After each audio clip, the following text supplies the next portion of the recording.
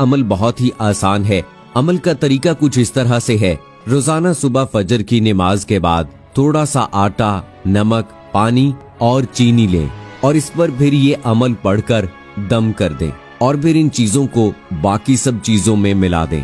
यानी आटे को आटे में, चीनी को चीनी में, पानी को पानी में। ऐसे ही रोजाना सब में से थोड़ा थोड़ा लें और पढ़ने के बाद वापस मिक्स कर दें ताकि हर कोई इसको इस्तेमाल कर सके।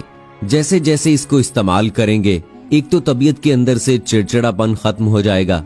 अगर कोई जिस्मानी मर्ज भी लाहक हो तो वो भी इंशाल्लाह दूर हो जाएगा। अमल का तरीका कुछ इस तरह से है कि अव्वल व आखिर आपने 21 मरतबा दरूद इब्राहिमी पढ़ना है, 1 मरतबा सूरह यासीन पढ़ें, 41 मरतबा सूरह फातिहा पढ़ें, इसी तरह 21 मरतबा सूरह इखलास पढ़ें और 1125 मरतबा या वदूद